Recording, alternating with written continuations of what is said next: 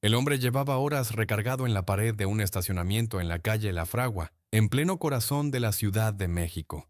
Era delgado, tenía el pelo casi rapado, llevaba un periódico enrollado bajo el brazo. Dentro del periódico había una pistola 9 milímetros cargada con balas expansivas, balas diseñadas para entrar en el cuerpo y explotar, para destrozar tejidos y arterias, para convertir una herida en una sentencia de muerte. Se llamaba Daniel Aguilar Treviño. Tenía 28 años, era campesino. Venía de un ejido llamado Corralejo, en Tamaulipas. Nunca había pisado la Ciudad de México. No conocía a la persona que estaba a punto de matar. Le habían pagado 50,000 pesos por el trabajo. Una cantidad ridículamente baja para asesinar al segundo hombre más poderoso del partido que gobernaba México desde hacía 65 años. A unos metros de ahí, en el Hotel Casablanca, junto al Monumento a la Revolución, José Francisco Ruiz Massieu terminaba una reunión con 180 diputados electos del PRI. Era el secretario general del partido. Era el excuñado del presidente Carlos Salinas de Gortari. Era el hombre que en pocas semanas coordinaría toda la bancada priista en la Cámara de Diputados. Era un intelectual brillante, un reformista en un sistema que odiaba las reformas, un hombre de ideas en un mundo de complicidades. José Francisco Ruiz Massieu no sabía que le quedaban exactamente 3 minutos de vida. Un hombre con demasiados enemigos. Para entender por qué alguien quiso matar a Ruiz Massieu, hay que entender quién era. Nació en 1946 en Acapulco, Guerrero, en una familia de intelectuales y altos burócratas. Su abuelo fundó el Instituto Politécnico Nacional. Su tío creó el CONACYT. Era el tipo de hombre que leía filosofía durante sus giras de gobierno, que citaba a Altamirano en sus discursos, que hablaba inglés, francés e italiano y publicaba libros de derecho constitucional que aún se estudian en las universidades. Pero lo que catapultó su carrera no fueron sus libros ni sus títulos en la UNAM y en la Universidad de Essex. Fue su matrimonio. En los años 70, José Francisco conoció a Adriana Salinas de Gortari, hermana de un joven economista llamado Carlos, que estaba ascendiendo con velocidad aterradora en las esferas del poder. Se casaron. Y con ese matrimonio, el brillante abogado de Acapulco quedó unido para siempre a uno de los clanes políticos más influyentes y más oscuros de la historia moderna de México.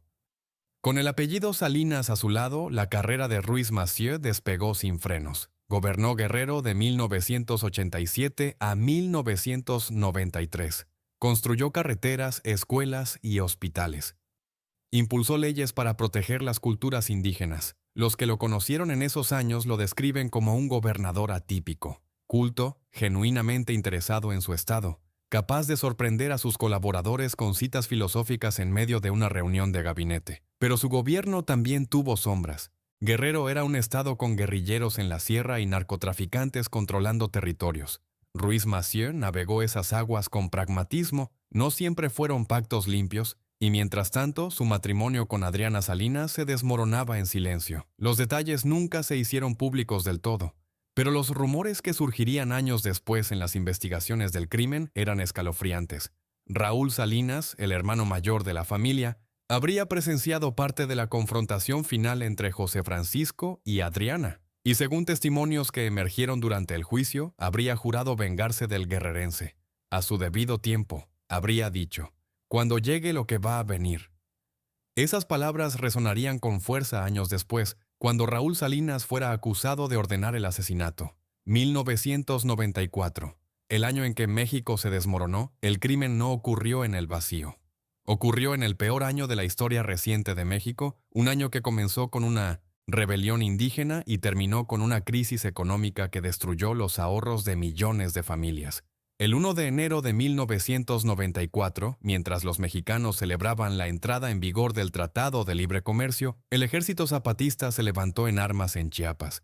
Miles de indígenas con fusiles viejos y palos tomaron ciudades y declararon la guerra al gobierno.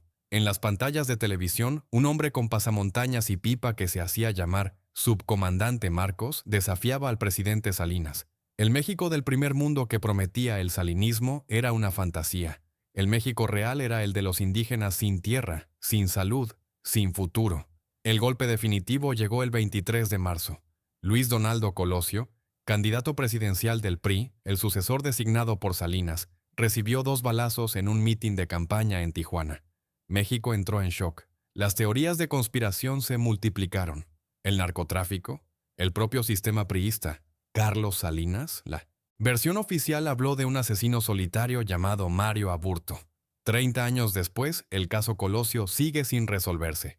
Fue en ese México convulsionado, con el PRI sangrando y el prestigio de Salinas en caída libre, que José Francisco Ruiz Massieu asumió la Secretaría General del partido en mayo de 1994. Era el hombre que debía mantener unido al PRI durante la transición más peligrosa de su historia. Y lo logró. Coordinó la campaña del candidato de emergencia, Ernesto Zedillo. En agosto, el PRI ganó las elecciones con más del 48% de los votos. Ruiz Massieu sobrevivió el año político más difícil del partido. Pero no sobreviviría septiembre, 28 de septiembre de 1994. Las 9:28 de la mañana. La reunión en el Hotel Casablanca había terminado bien. Ruiz Massieu había hablado con los 180 diputados de sus planes para la nueva legislatura, de las reformas que impulsarían, del papel que jugaría el Congreso en el gobierno de Zedillo. Tenía sentido del humor hasta en los momentos difíciles. Antes de despedirse, bromeó sobre un debate político que quería ver esa mañana. Quiero terciar, y está bueno el cartel. A las 9:28 salió del hotel. Lo acompañaban el diputado electo Heriberto Galindo y el subsecretario del PRI, Roberto Ortega Lomelí. Conversaban mientras caminaban hacia los autos estacionados en la calle La Fragua. Ruiz Massieu decidió manejar él mismo, algo que hacía a menudo. Le gustaba la independencia. Le pidió a su chofer que se fuera en el auto de atrás. Subió a su Buick de 4 puertas, encendió el motor y comenzó a girar hacia Paseo de la Reforma. En ese momento, Daniel Aguilar Treviño se despegó de la pared donde había esperado durante horas. Caminó hacia el auto con paso decidido. Sacó la pistola del periódico. Los testigos que estaban cerca dijeron que todo pasó muy rápido. Un segundo Ruiz Massieu estaba arrancando. Al siguiente, un hombre delgado con el pelo casi rapado estaba junto a la ventanilla, apuntándole al cuello. Daniel Aguilar Treviño apretó el gatillo. La bala expansiva atravesó el vidrio y se incrustó en el cuello de José Francisco Ruiz Massieu. Hizo exactamente lo que estaba diseñada para hacer. Entró y explotó. Destrozó arterias, venas, tejidos. La sangre comenzó a brotar a borbotones. El sicario intentó disparar de nuevo, pero la pistola se encasquilló. Salió corriendo hacia Paseo de la Reforma, corriendo sin saber exactamente a dónde porque nunca había estado en esa ciudad y no conocía las calles. Un policía bancario lo vio correr, lo persiguió, lo derribó a pocos metros del lugar. Daniel Aguilar Treviño fue capturado en menos de 5 minutos. Mientras tanto, el diputado Galindo intentaba detener la hemorragia con sus propias manos. Los paramédicos llegaron, sacaron a Ruiz Massieu del auto y salieron a toda velocidad hacia el Hospital Español. José Francisco llegó todavía con un hilo de conciencia, todavía luchando, pero había perdido demasiada sangre. 1 hora después del disparo, a las 10:30 de la mañana, fue declarado muerto. Tenía 48 años. Apenas 6 meses después del asesinato de Colosio, México tenía otro magnicidio. El país se preguntaba aterrado, ¿quién estaba matando a los líderes del PRI? ¿Qué estaba pasando en las entrañas del poder? La investigación que se convirtió en escándalo. El presidente Salinas tomó una decisión que parecía lógica y resultó catastrófica. Nombró al hermano de la víctima, Mario Ruiz Massieu, como su procurador especial para investigar el crimen. ¿Quién tendría más motivación para encontrar a los culpables que el propio hermano del asesinado? La respuesta, como el país descubriría meses después, era casi cualquier otra persona. La investigación avanzó rápido en los primeros días. Demasiado rápido. Daniel Aguilar Treviño confesó sin mucha resistencia que lo habían contratado y le habían pagado esos 50,000 pesos miserables. Dio nombres. Señaló como autor intelectual a Manuel Muñoz Rocha, diputado federal por Tamaulipas, un político de provincia sin aparente conexión con el crimen organizado ni con las altas esferas del poder. En una semana, 14 personas fueron detenidas. Las sentencias llegaron rápido. 50 años para el sicario y sus cómplices. El caso parecía encaminarse a una resolución, pero había un problema enorme. Manuel Muñoz Rocha había desaparecido. El diputado tamaulipeco pidió licencia de su cargo el 29 de septiembre, un día después del asesinato. Su esposa lo oyó al teléfono, lo notó agitado. Él le pidió que se cuidara. Fue la última vez que escuchó su voz. A partir de ese momento, Manuel Muñoz Rocha se esfumó de la faz de la tierra. Se ofreció una recompensa millonaria. Su foto apareció en periódicos, noticieros y carteles por todo el país. Agentes mexicanos y estadounidenses lo buscaron en ambos lados de la frontera. Nada. ¿Había huido al extranjero? ¿Estaba escondido en algún rancho de Tamaulipas? ¿O lo habían matado para silenciarlo antes de que pudiera revelar quién había ordenado realmente el asesinato? Nadie lo sabe hasta hoy. Manuel Muñoz Rocha es uno de los muchos misterios sin resolver de este caso. Los demonios andan sueltos. El 23 de noviembre de 1994, menos de 2 meses después del asesinato, Mario Ruiz Massieu convocó a una conferencia de prensa. Lo que dijo ese día quedó grabado para siempre en la memoria colectiva de México. Parado frente a decenas de periodistas, con el rostro desencajado por la rabia, Mario acusó a la cúpula del PRI de obstaculizar la investigación. Señaló directamente al presidente del partido y a su secretaria general. Dijo que había una conspiración desde las más altas esferas del poder para impedir que se llegara a la verdad. Y entonces pronunció las palabras que se volverían legendarias. El pasado 28 de septiembre, una bala mató a 2 Ruiz. Massieu. A uno le quitó la vida, y al otro le quitó la fe y la esperanza de que en un gobierno priista se llegue a la justicia. Los demonios andan sueltos y han triunfado. Mario renunció a la subprocuraduría ese mismo día. Se convirtió en héroe trágico, el hermano honesto que había intentado hacer justicia y había sido bloqueado por el sistema corrupto. Publicó un libro titulado Yo acuso. Millones de mexicanos lo admiraban, pero la historia de Mario Ruiz Massieu apenas comenzaba, y tendría un final mucho más oscuro. Raúl Salinas en Almoloya, La bruja y los huesos. Cuando Ernesto Zedillo asumió la presidencia en diciembre de 1994, nombró un nuevo procurador general, Antonio Lozano Gracia, abogado panista. Por primera vez en décadas, un miembro de la oposición ocupaba ese cargo. La investigación tomó un giro radical. Los interrogatorios revelaron que alguien más poderoso que Muñoz Rocha había estado detrás del crimen. Fernando Rodríguez González, uno de los detenidos, cambió su declaración y dio un nombre impensable: Raúl Salinas de Gortari, el hermano mayor del expresidente, el excuñado de la víctima, el hombre que, según testimonios, había jurado vengarse del divorcio escandaloso con su hermana Adriana. El 28 de febrero de 1995, agentes federales llegaron a la casa donde estaba Raúl. Le dijeron que era un trámite rutinario. Lo subieron a un helicóptero. Lo llevaron directamente al penal de Almoloya de Juárez, la prisión de máxima seguridad más temida de México.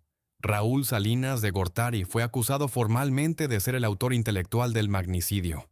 Carlos Salinas reaccionó con furia. El 1 de marzo apareció en una humilde casa del barrio de San Bernabé, en Monterrey. Convocó a la prensa y anunció una huelga de hambre. Dijo que el arresto de su hermano era una venganza política, que Zedillo, el hombre al que él había hecho presidente, lo estaba traicionando. La imagen fue patética. El expresidente todopoderoso, el hombre que había gobernado México con mano de hierro durante 6 años, negándose a comer en una casa de cartón. La huelga duró 36 horas. Después, Carlos Salinas abandonó México y se fue a vivir a Irlanda, un país sin tratado de extradición con México. El juicio contra Raúl Salinas se convirtió en el espectáculo político más grande del sexenio de Zedillo. Cada audiencia era noticia de primera plana. Apareció María Bernal, amante española de Raúl durante años, que contó historias de lujo desmedido, aviones privados y propiedades millonarias que no podían explicarse con ningún sueldo de funcionario público. Apareció un teniente coronel que declaró haber escuchado a los hermanos Salinas, incluido el padre, concluir que Ruiz Massieu se había salido del jacal y que requería eliminación inmediata. Pero el episodio más surrealista, más vergonzoso y más increíble de toda esta historia estaba por llegar, y vendría de la fuente más inverosímil imaginable. Una bruja, Francisca Cetina, conocida como La Paca, vivía en Iztapalapa y practicaba cartomancia y vudú. Según ella, había sido consejera espiritual de Raúl Salinas durante años. Le leía las cartas, le traía amuletos de África, le hacía trabajos de protección. En octubre de 1996, se presentó en las oficinas del fiscal especial con información explosiva. Dijo que sabía dónde estaba el cuerpo de Manuel Muñoz Rocha, el diputado desaparecido. Según la PACA, Raúl Salinas había matado a Muñoz Rocha con sus propias manos en una casa de Las Lomas. Lo había golpeado hasta la muerte con un bat de béisbol. Después había ordenado descuartizar el cuerpo. Los restos estaban enterrados en una finca de su propiedad llamada El Encanto, en las montañas que rodean la ciudad. El 9 de octubre de 1996, el fiscal Pablo Chapa Besanilla organizó un operativo que México nunca olvidaría. Llevó a la bruja a la finca El Encanto. Convocó a decenas de periodistas y cámaras de televisión. Desplegó peritos forenses, policías y excavadoras. El país entero estaba viendo en vivo. La PACA caminaba por los jardines diciendo que sentía vibraciones negativas, que el pasto no olía a hierba, que había cosas sobrenaturales en ese lugar. Señaló un punto específico. Los peritos comenzaron a cavar y encontraron huesos. El fiscal no pudo contenerse. Frente a las cámaras, frente a millones de mexicanos, gritó: «¡Es Muñoz Rocha! ¡Es Muñoz Rocha!». La bruja cerró los ojos, movió las manos sobre los restos y declaró con voz solemne: «Sí es él, siento su presencia». El escándalo era total. Si esos huesos eran de Muñoz Rocha, significaba que Raúl no solo había ordenado el magnicidio, sino que también había matado personalmente al hombre que organizó el crimen para silenciarlo. La PGR le pagó a la PACA casi 4 millones de pesos por su colaboración. Pero había un problema que haría el ridículo de Oyafe, México ante el mundo entero. Cuando los peritos analizaron los huesos, descubrieron que no pertenecían a Manuel Muñoz Rocha. Ni siquiera eran los restos de una sola persona. Eran huesos de varios cadáveres mezclados, que llevaban enterrados mucho más tiempo del que habría sido posible. La investigación reveló el fraude más grotesco imaginable. El yerno de la PACA había desenterrado los huesos de su propio padre y otros familiares de un panteón de Iztapalapa y los había transportado a la finca para enterrarlos en el jardín. Todo había sido un montaje, una farsa macabra con huesos familiares y una bruja que cobraba millones por mentir. La PACA fue sentenciada a más de 9 años de prisión. El fiscal Chapa Besanilla huyó a España, confesó el montaje por carta y fue extraditado. El caso contra Raúl Salinas quedó gravemente dañado. El hermano que también tenía secretos. Mientras Raúl Salinas era juzgado en México, Mario Ruiz Massieu vivía su propio infierno, al otro lado de la frontera. Cuando el nuevo gobierno comenzó a revisar la investigación que él había dirigido, descubrieron algo perturbador. Mario había manipulado el expediente. Había eliminado de las declaraciones de los testigos todas las referencias a Raúl Salinas de Gortari. Había borrado testimonios, había destruido evidencia. El hombre que públicamente exigía justicia para su hermano estaba en privado protegiendo al presunto asesino. La explicación más plausible era aterradora. Mario también estaba involucrado en los negocios sucios de la familia Salinas. Proteger a Raúl era protegerse a sí mismo. Cuando la fiscalía comenzó a acercarse, Mario compró un boleto con destino a España con escala en Newark, Nueva Jersey. Al llegar al aeropuerto, los agentes de aduanas le hicieron la pregunta de rutina: ¿trae más de $10,000 en efectivo? Mario dijo que no. En su equipaje encontraron $46,000 sin declarar. Fue detenido. Lo que los investigadores estadounidenses descubrieron después los dejó boquiabiertos. Mario tenía cuentas en el Texas Commerce Bank de Houston con más de $9 millones, enormes cantidades de efectivo que llegaban en maletas desde México. El Departamento de Justicia de Estados Unidos concluyó que ese dinero provenía del narcotráfico. Mario Ruiz Massieu, como subprocurador de la República, había estado a cargo de perseguir a los cárteles. En lugar de hacerlo, los protegía, a cambio de millones en sobornos. Mario quedó bajo arresto domiciliario en un departamento de Nueva Jersey mientras se desarrollaban los procesos legales. 4 años de espera, de apelaciones interminables, de proclamas de inocencia que nadie creía. El dinero de las cuentas fue confiscado. México pedía su extradición.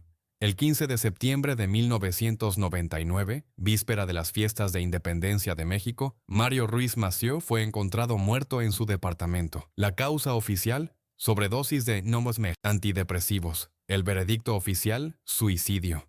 Dejó 2 cartas, una privada para su familia, una pública donde siguió proclamando su inocencia hasta el final, y lanzó una acusación que sacudió al país. Para encontrar a los homicidas de mi hermano hay que iniciar una investigación que empiece por Cedillo. Él y yo supimos que no era ajeno a los 2 crímenes políticos de 1994. Mario Ruiz Massieu acusaba desde la tumba al presidente Ernesto Zedillo de estar involucrado en los asesinatos de Colosio y de José Francisco Ruiz Massieu, una acusación imposible de probar o refutar, porque el único que podía dar detalles estaba muerto. Las sospechas sobre ese suicidio nunca desaparecieron del todo. Nadie fuera del círculo íntimo vio el cuerpo. No hubo autopsia pública. Años después, circularon rumores de que Mario no había muerto realmente, que había entrado a un programa de protección de testigos del gobierno estadounidense y vivía con otra identidad. Su abogada lo desmintió. Pero en un caso plagado de mentiras, montajes y huesos desenterrados de panteones, es difícil saber qué creer. El veredicto, la exoneración y el misterio eterno. El 21 de enero de 1999, después de casi 4 años de juicio, Raúl Salinas de Gortari fue declarado culpable del asesinato de José Francisco Ruiz Massieu. La sentencia fue de 50 años de prisión, la condena máxima permitida por la ley mexicana. El juez admitió en su resolución que había resentimiento entre Raúl y su excuñado, que existían motivos, que el contexto era consistente con la acusación, pero también admitió algo que resumía toda la impunidad de este caso. El móvil solo lo sabe el autor intelectual. Raúl Salinas siempre negó su participación. Desde su celda en Almoloya, insistió en que era víctima de una venganza política de Zedillo.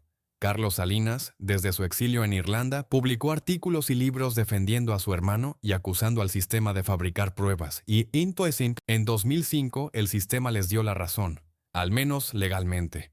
Un tribunal de apelaciones determinó que las pruebas contra Raúl Salinas eran insuficientes, que el testimonio principal en su contra había sido comprado con $500,000. El 14 de junio de 2005, después de más de 10 años en prisión, Raúl Salinas de Gortari fue puesto en libertad. Pagó una fianza de 32 millones de pesos. Carlos reunió el dinero en 3 días. La verdad legal es la verdad histórica en este caso, declaró Raúl al salir. Siempre fui inocente. La indignación fue general. Para millones de mexicanos, la exoneración era la prueba definitiva de que en México los poderosos podían matar y salir impunes. Raúl Salinas también fue exonerado de cargos de enriquecimiento ilícito y lavado de dinero. El gobierno suizo, que le había confiscado más de $100 millones en cuentas sospechosas, terminó devolviéndole 74 millones. El hermano incómodo salió libre, rico y sin cargos. Criminales. 30 años después. El misterio que no cierra Daniel Aguilar Treviño, el campesino que apretó el gatillo, sigue en prisión más de 30 años después. En una entrevista concedida desde la cárcel, lo dijo con una franqueza brutal. Me llamo Daniel Aguilar Treviño, yo soy el matón de Ruiz Massieu. Confesó que lo hizo por dinero, que nunca conoció a la víctima, que simplemente le dijeron que había que matar a un señor que salía de un hotel, y él lo hizo. Manuel Muñoz Rocha, el diputado señalado como organizador del crimen, nunca apareció. En 2009, la orden de aprehensión en su contra prescribió por el paso del tiempo. Si sigue vivo en algún lugar, ya no puede ser procesado. Su esposa mantiene que la última vez que habló con él fue el 29 de septiembre de 1994. Él le pidió que se cuidara, colgó el teléfono y desapareció para siempre.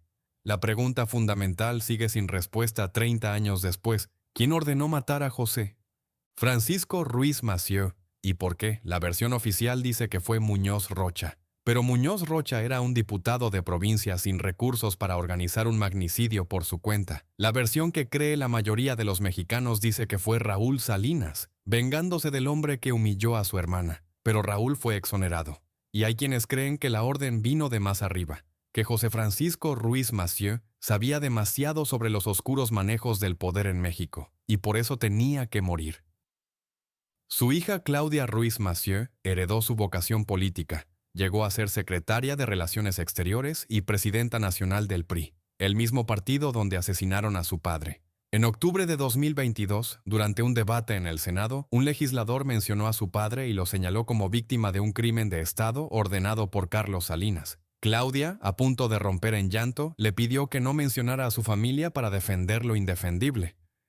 30 años. Después, el dolor sigue ahí, fresco, incurable. Mario Ruiz Massieu tenía razón en algo. Los demonios sí anduvieron sueltos en 1994. Lo que nunca quedó claro es quiénes eran exactamente esos demonios Y esa ambigüedad, esa imposibilidad de establecer la verdad en un caso de magnicidio, es quizás la definición más precisa de lo que fue el México del PRI. Un sistema donde el poder podía matar con impunidad absoluta, donde la justicia era un espectáculo diseñado para tranquilizar al público, y donde los culpables reales siempre encontraban la forma de quedar en las sombras. Los demonios andan sueltos y han triunfado. Esa frase no fue solo el epitafio de Mario Ruiz Massieu, fue el epitafio de una era. Nota: esta historia está basada en registros judiciales públicos, declaraciones documentadas de los involucrados, reportajes periodísticos de la época y el libro Yo acuso de Mario Ruiz Massieu, 1994. Las sentencias, declaraciones en conferencias de prensa y resoluciones judiciales citadas son parte del expediente público del caso.